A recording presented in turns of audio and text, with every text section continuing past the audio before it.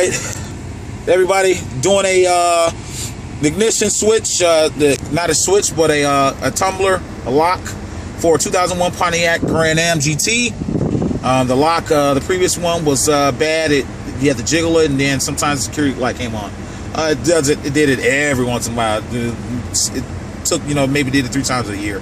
But you had to jiggle it around to get it out. So what you do is you take the stereo out. Don't disconnect the stereo, because that's going to also put a DTC in, because it's an anti-theft system on you. You take the stereo out, the security light may stay on. And what you're going to do is try to put the ignition lock in there and try to program. You won't be able to program it without that stereo in there. All right, because that's going to give a security code telling them that the stereo has been stolen. All right, so what you do is you stick the pick in there. I got a pick that's got a little curve on it. You stick it in the hole.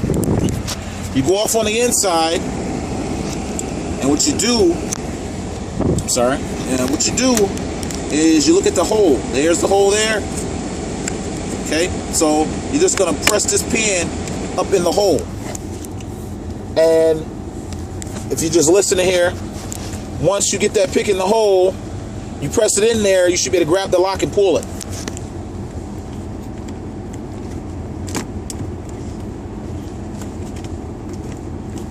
All right, so I'm going to show you. I put it back in a little bit there for you.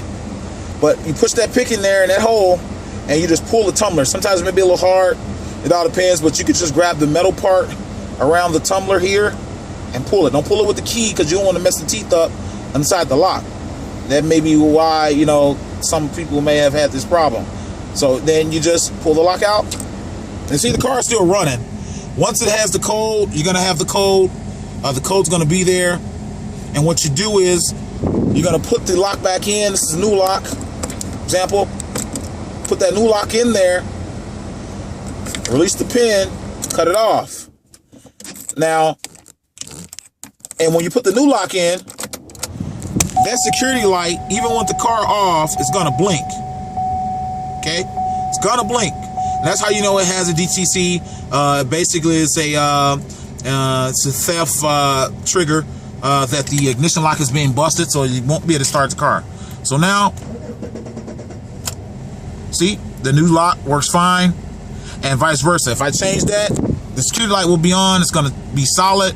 It's going to blink. If you reset it, how you master reset the security system is leave it on for 10 minutes.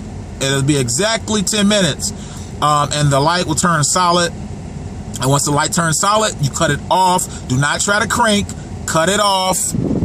Cut it completely off and turn it on. Don't just turn to crank. Turn it on, wait for 2 seconds, and crank.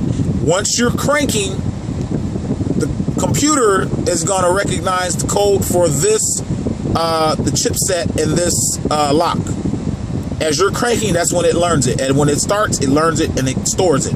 You cut it off, cut it back on, you won't have a problem. So that's it.